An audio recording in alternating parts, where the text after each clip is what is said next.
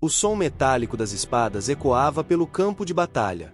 O jovem comandante, montado em seu cavalo bucéfalo, observava o inimigo diante dele. Seus olhos refletiam a chama da ambição, e seu nome ficaria para sempre marcado na história. Alexandre, o Grande. Com apenas 20 anos, ele assumiu o trono da Macedônia. Em menos de uma década, destruiu um dos maiores impérios do mundo e expandiu seu domínio da Grécia até a Índia. Seu nome se tornou sinônimo de conquista, mas sua morte repentina aos 32 anos deixou um mistério que atravessa os séculos. Mas afinal, quem foi Alexandre? Um gênio militar ou um tirano sedento por poder? Um visionário que queria unir o mundo ou um conquistador impiedoso? Para entender seu impacto, precisamos voltar ao início, à sua infância e formação.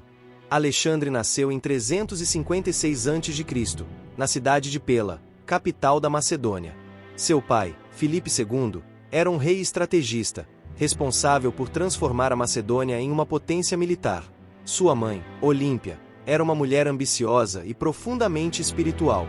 Desde pequeno, Alexandre foi criado com a ideia de que era descendente de Aquiles, o herói da Ilíada de Homero. A educação de Alexandre foi incomparável. Aos 13 anos, ele foi colocado sob a tutela de Aristóteles, um dos maiores filósofos da história. Com ele, aprendeu filosofia, ciência, medicina e arte da guerra. Aristóteles incutiu em Alexandre a crença na superioridade da cultura grega e a importância do conhecimento. Ao mesmo tempo, seu pai o preparava para a guerra. Desde cedo, Alexandre demonstrou coragem e inteligência. Uma história marcante foi sua dominação do cavalo bucéfalo, considerado indomável. Enquanto soldados falhavam, Alexandre percebeu que o animal temia sua própria sombra. Com calma, ajustou sua posição e conseguiu montá-lo. Filipe, impressionado, teria dito: "Meu filho, você precisa de um reino maior que a Macedônia, pois esta terra é pequena para você." Aos 16 anos, Alexandre já comandava tropas. Sua primeira grande batalha seria apenas 2 anos depois, na Batalha de Queroneia, 338 a.C., onde derrotaria os gregos rebeldes ao lado do pai. Mas um evento inesperado mudaria tudo. O ano era 336 a.C. Filipe II, o rei da Macedônia, estava no auge de seu poder. Ele havia unificado as cidades-estado gregas e planejava uma grande campanha contra o Império Persa. Mas durante um casamento real, enquanto caminhava confiante entre seus aliados, um de seus guarda-costas avançou rapidamente e o apunhalou no peito. O grande rei caiu morto diante de sua corte. A Macedônia mergulhou no caos. Quem estava por trás do assassinato? Alguns apontavam para inimigos políticos, outros suspeitavam de Olímpia, que queria garantir o trono para seu filho. Mas uma coisa era certa: aos 20 anos, Alexandre assumiu o trono. Seu primeiro desafio foi consolidar o poder. Algumas cidades gregas, acreditando que um jovem rei seria fraco, se revoltaram. Alexandre respondeu com força, marchou sobre Tebas e destruiu a cidade, deixando apenas o templo do poeta Píndaro intacto. O recado estava dado: qualquer um que desafiasse a Macedônia enfrentaria sua fúria. Após sufocar as rebeliões, Alexandre voltou-se para o grande sonho de seu pai, a conquista do Império Persa. Mas para isso, ele precisava provar que não era apenas o filho de Filipe, e sim um rei por direito próprio. E assim, com apenas 20 anos, Alexandre reuniu seu exército e se preparou para atravessar o Helesponto. A maior campanha militar da antiguidade estava prestes a começar. Na primavera de 334 a.C., Alexandre cruzou o Helesponto, a estreita passagem entre a Europa e a Ásia. Ele levava consigo 40.000 soldados, prontos para enfrentar o Império Persa. Ao pisar em solo asiático, fez questão de visitar a antiga cidade de Troia, onde prestou homenagem a Aquiles, seu herói favorito. Para Alexandre, essa não era apenas uma guerra, era uma missão de glória. Seu primeiro grande desafio veio logo depois, a Batalha do Rio Granico. Os persas, confiantes, esperavam que os macedônios hesitassem antes de atravessar o rio. Mas Alexandre não perdeu tempo. Liderando um ataque feroz, atravessou as águas e desmantelou a linha inimiga. Foi uma vitória rápida, mas significativa. O caminho para a Ásia Menor estava aberto. Nos meses seguintes, Alexandre avançou sem resistência significativa, libertando cidades gregas sob domínio persa.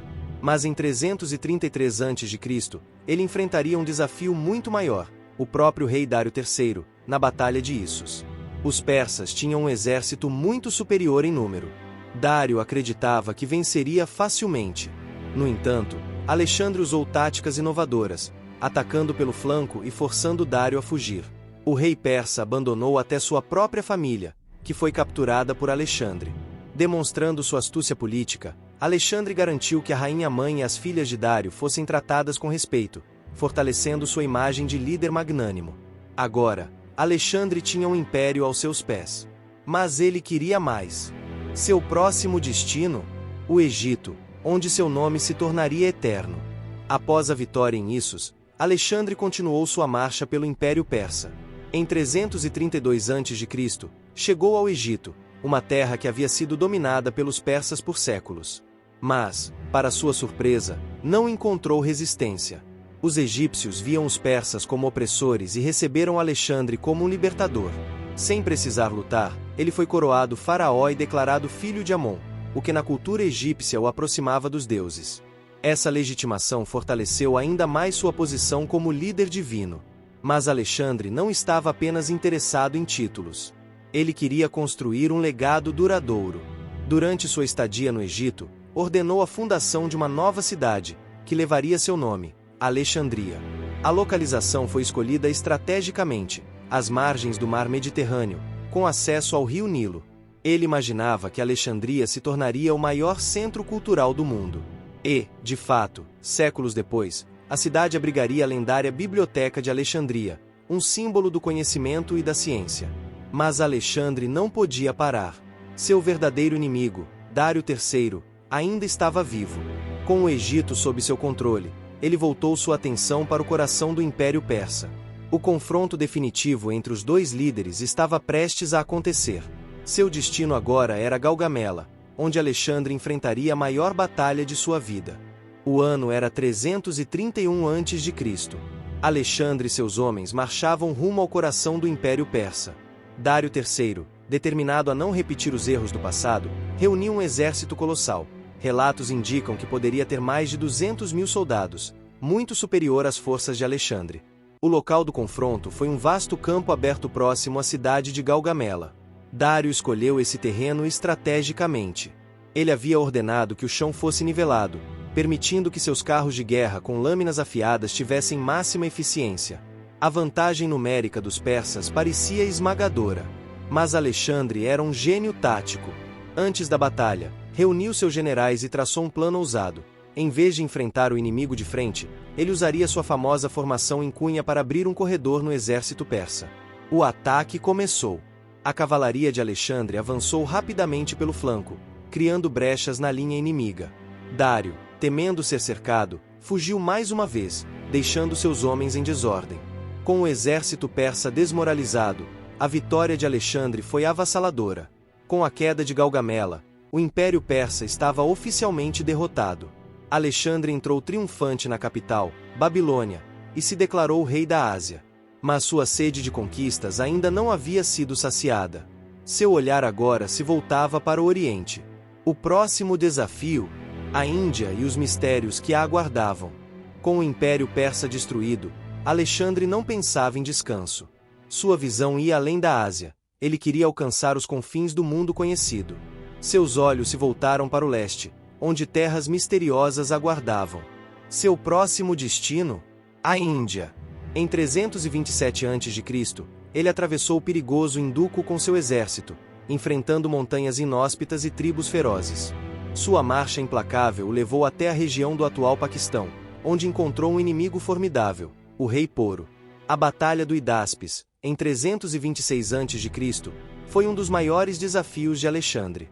Poro liderava um exército bem treinado, reforçado por gigantescos elefantes de guerra, uma visão aterrorizante para os macedônios.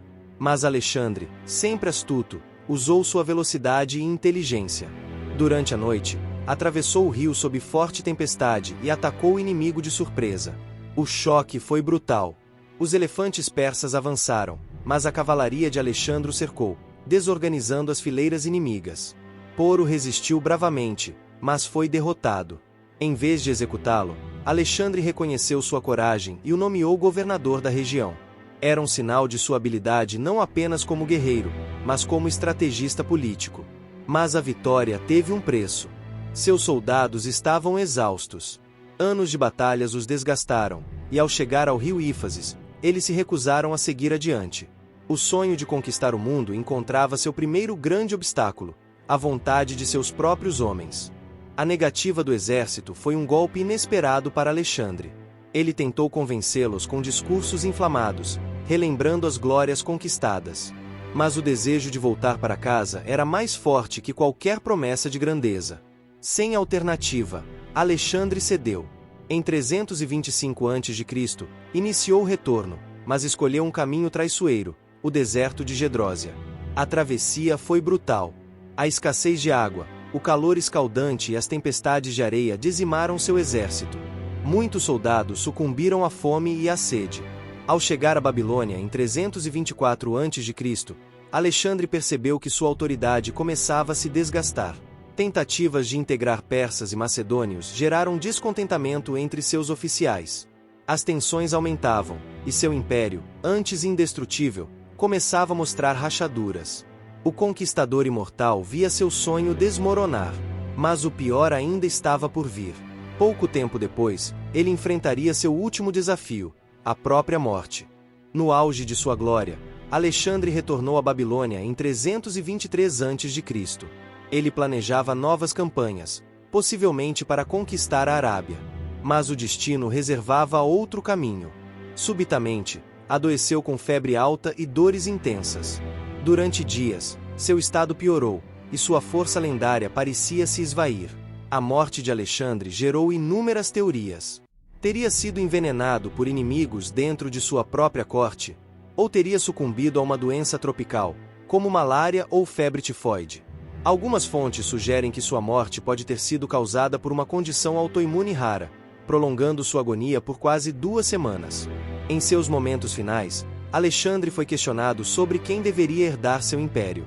Sua resposta é enigmática: ao mais forte. Essas palavras selaram o destino do maior império já visto, lançando seus generais em uma luta feroz pelo poder. O homem que sonhou unir o mundo partia, deixando para trás um legado imortal. Com a morte de Alexandre, seu império vasto e unificado começou a se fragmentar. Sem um sucessor claro, seus generais, os diádocos, entraram em guerra pelo controle de diferentes regiões. O império que Alexandre construiu em pouco mais de uma década desmoronou rapidamente, dando início ao período helenístico. Apesar do colapso político, sua influência permaneceu. A cultura grega se espalhou por todo o mundo conhecido, misturando-se às tradições locais e criando uma nova era de conhecimento e inovação. Cidades fundadas por Alexandre, como Alexandria no Egito, tornaram-se centros culturais e científicos, abrigando a famosa Biblioteca de Alexandria. Suas táticas militares influenciaram estrategistas por séculos. Generais como Júlio César, Aníbal e Napoleão estudaram suas campanhas e estratégias de batalha, buscando replicar seu sucesso. Mas, acima de tudo, Alexandre deixou um legado de ambição e visão. Ele demonstrou que o impossível podia ser conquistado com determinação, estratégia e liderança. Sua história continua a fascinar historiadores, escritores e cineastas, e seu nome ainda ressoa como sinônimo de grandeza. Se Alexandre não tivesse morrido tão jovem, como seria o mundo hoje? Teria conquistado a Europa? Expandido seu império até a China? Sua morte prematura deixou essas perguntas sem resposta, mas seu legado continua vivo na história da humanidade. E assim, o conquistador imortal permanece, não apenas nas páginas dos livros, mas na memória do mundo.